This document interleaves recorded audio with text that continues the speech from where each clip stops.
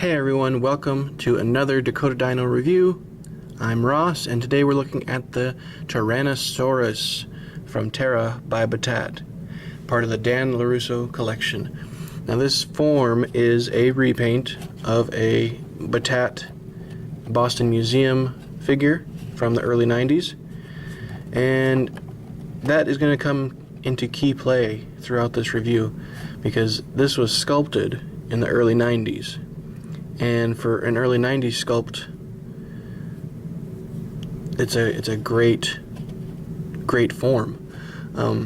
You know, most of the toys that came after Jurassic Park made their Tyrannosaurs look like the Tyrannosaur in Jurassic Park, the Stan Winston version of a Tyrannosaurus. This one takes all of its cues from the skeletons, so it has some very, very distinct looking features. As far as the box again, same deal on the box. Information on the back, maps covering the top half, made out of recycled material. Haven't really looked at the bottom of any of the map or boxes yet, but here we go.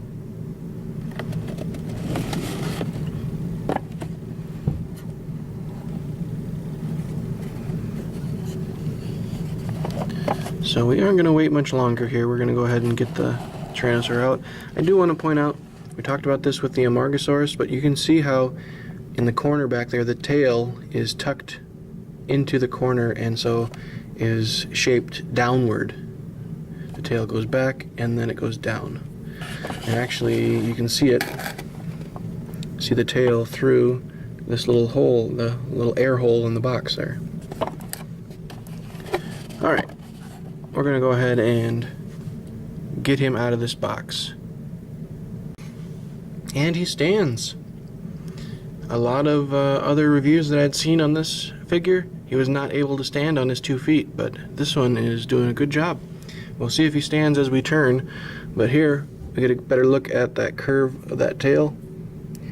And I would assume that if need be, that tail would serve as a tripod. But as you can see in this case, he's standing on 2 feet, because that's definitely off of my turntable here. So let's take a look at him, come around. And this is one of those distinct views right here. They show that binocular vision. Those eyes are facing forward, or at least have the space to face forward. The paint might not have them both looking directly at the same area, but they are facing forward. It's like he's staring you down. So you come around.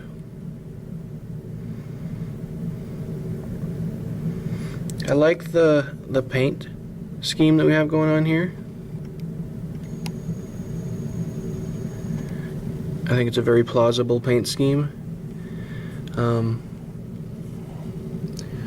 A little bit more color flourish on the head maybe, but along with that Pachyrhinosaurus that we reviewed before, this is a very heavy figure.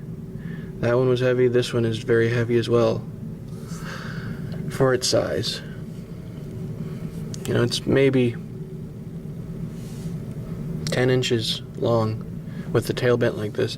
Now take a look at this though. If we would be able to get that tail to come out and stay, what an amazing view that would have, right? But even without the tail being straight out, it's just a great looking figure.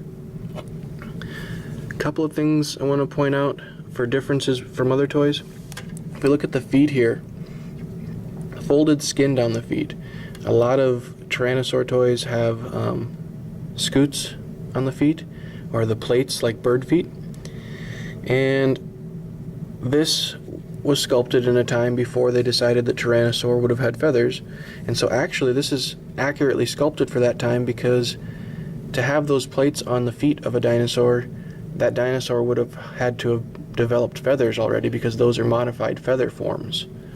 So having this have wrinkled skin over the feet is more accurate, since it does not have feathers on any other portion.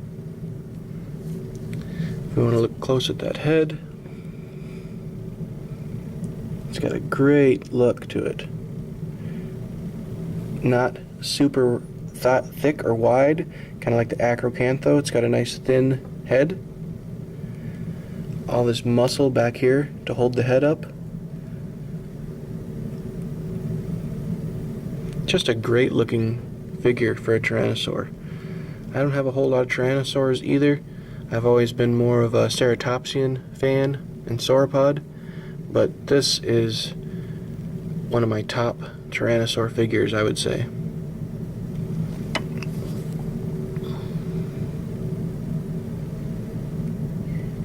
Eyes painted simply yellow with a black dot.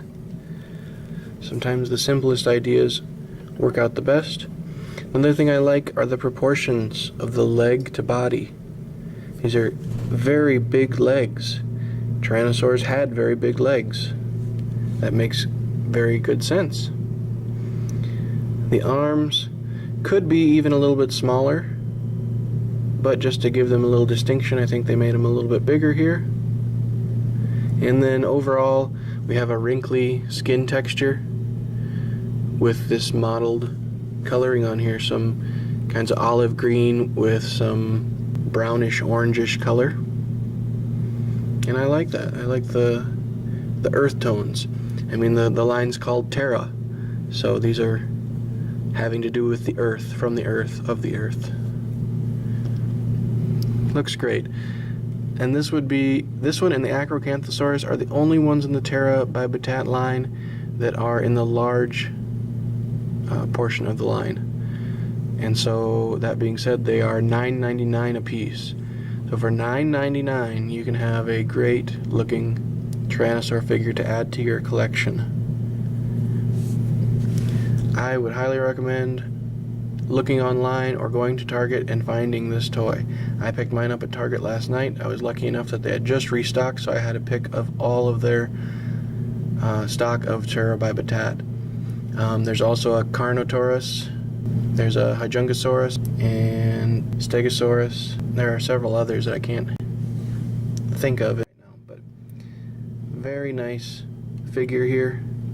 Get one last look here at the bottom.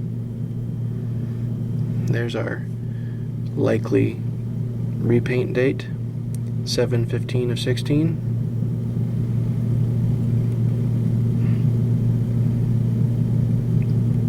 So that is our Terra by Battat Tyrannosaurus review. If you like this review or any of my other reviews, please click the like button and then go ahead and click the subscribe button if you want to see some more of these reviews. I have a lot of dinosaurs that I want to get through reviewing. So thanks for tuning in this time, and this has been a Dakota Dino review.